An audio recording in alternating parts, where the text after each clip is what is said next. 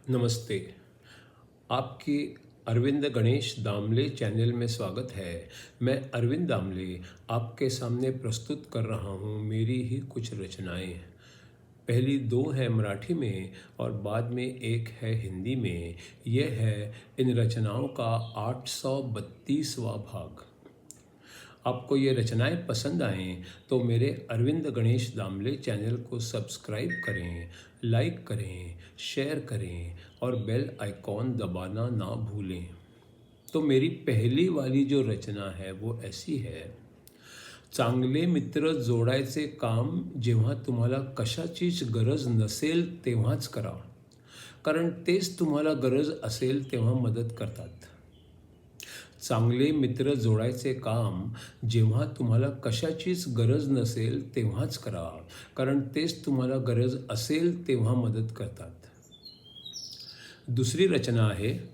मित्राची परिस्थिती वाईट असेल किंवा तो आजारी असेल तेव्हा कित्येक लोकांना त्याच्याप्रती सहानुभूती दाखवणे व त्याला मदत करणं हे सोपं वाटतं, पण त्याची जर खूप भरभराट झाली व प्रगती झाली तर त्याच्या आनंदात मनापासून सहभागी होणं त्याला अवघड वाटतं।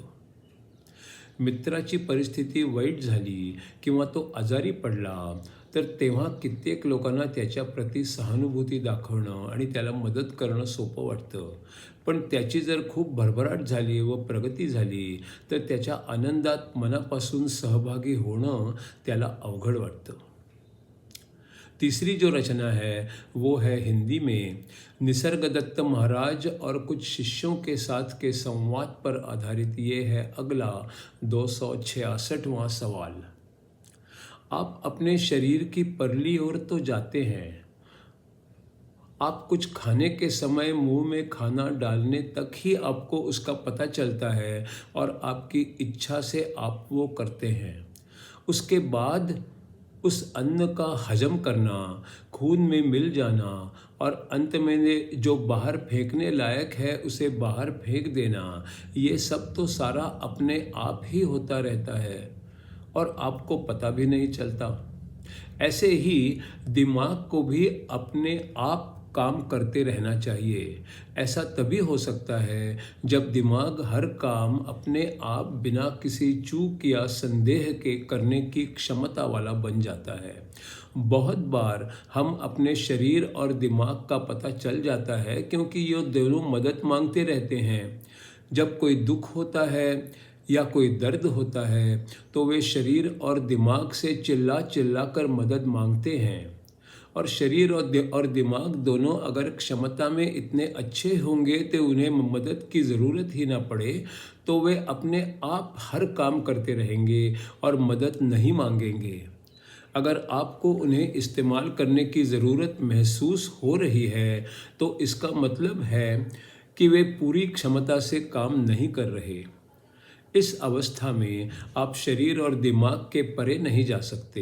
ये अवस्था ही आपको जकड़ के रखती है और बार बार पुकारती है। खुद की गंदगी को खुद ही बाहर फेंकना पड़ता है, यही तो दुनिया का नियम है। अगला 267 वाला सवाल है। क्या मैं पूछ सकता हूँ कि आप अपने दिमाग के परे कैसे चले गए? इसका जवाब है, मेरे गुरु की कृपा से ही ऐसा हो गया। इसका वाला अगला सवाल है, ये किस तरह की कृपा थी? इसका जवाब है, उन्होंने मुझे सत्य क्या है ये बता दिया। इसके अगले वाला 269वां सवाल है, उन्होंने मुझे बताया कि मैं खुद ही सबसे शुद्ध सत्य हूँ। तो उसके बाद आपने क्या करना शुरू किया? इसका उत्तर है, मैंने उस पर पूरा विश्वास किया और हर पल उसको याद रखा। 271वां सवाल है, क्या आपने सिर्फ इतना ही किया? इसका उत्तर है, हाँ, उन्होंने जो कुछ मुझे बताया उसे मैंने याद रखा और उस पर पूरा विश्वास किया। 272वां सवाल है, क्या आप ये कहना चाहते हैं कि इतना ही पर्याप्त था? इसका जवाब है, और किसी बात की मुझे क्या ज़रूरत थी? गुरु पर संपूर्ण विश्वास और सारी सीख को हर पल याद रखना बहुत बड़ी बात होती है। पर मैं तो आपको और भी सरल तरीका बताता हूँ।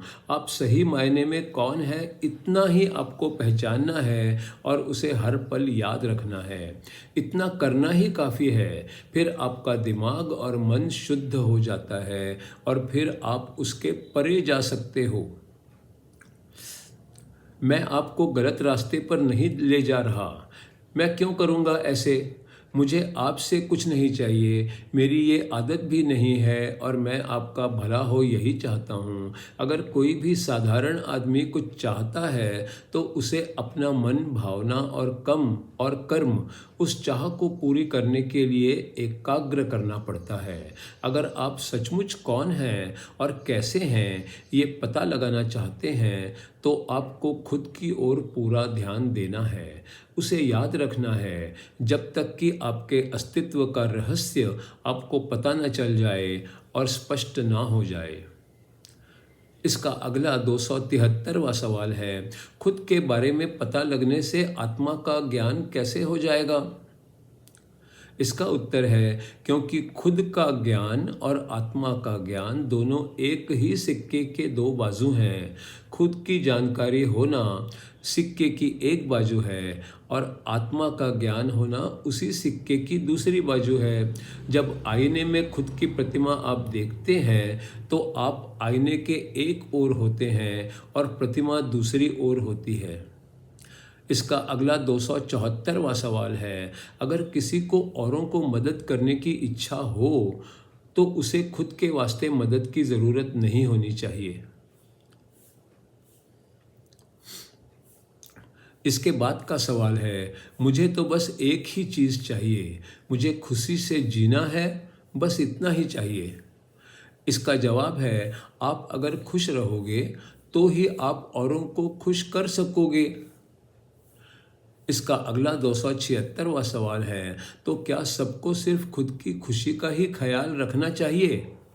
इसका जवाब है, आप औरों से अलग कहाँ हो?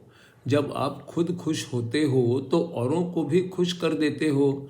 जिस खुशी को आप बांट ना सको वो सच्ची खुशी है ही नहीं। ऐसी बातों को जमा करना चाहिए जो आप औरों को बांट सको। इसका अगला 277वां सवाल है, पर उसके लिए मुझे एक गुरु की ज़रूरत होगी। आप जो कुछ मुझे बता रहे हैं वो सरल भी है और वो मुझे जचता भी है। अगर मैं ये बातें याद रखूं तो क्या आप मेरे गुरु बन जाएंगे या आपको मेरा स्वीकार करना होगा? इसका उत्तर है, किसी के बारे में आदर होना या भक्ति की भावना होना इतना ही काफ़ी नहीं है। आपका आपके ध्येय के प्रति गहरा समर्पण भाव होना और उससे जीवन भर टस से मस ना होना, यही तो सही चाबी है। सच पूछो तो जीवन ही सबसे बड़ा गुरु है और उससे सब कुछ सीखा जा सकता है। इसलिए जीवन से सीखते रहना चाहिए। अगर आप किसी व्यक्ति को गुरु बनाएं तो वो आपका एक व्यक्ति के रूप में बाहर का गुरु बन जाएगा। अगर आप जीवन से सीखें तो आपको अंदर से भी गुरु मिल जाएगा। अंदर का और बाहर का ऐसे दोनों गुरु एक साथ होने चाहिए। तो ऐसा करना, खुद पर प्रेम करना, खुद के साथ रहना और खुद की प्रगति खुद ही कर लेना। अंदरूनी गुरु और बाहरी गुरु दोनों से एक रूप हो जाना। मैंने यही तो किया है। गुरु को याद करना और उनकी सीख को याद रखना, इसमें मैंने सारा समय बिता दिया है।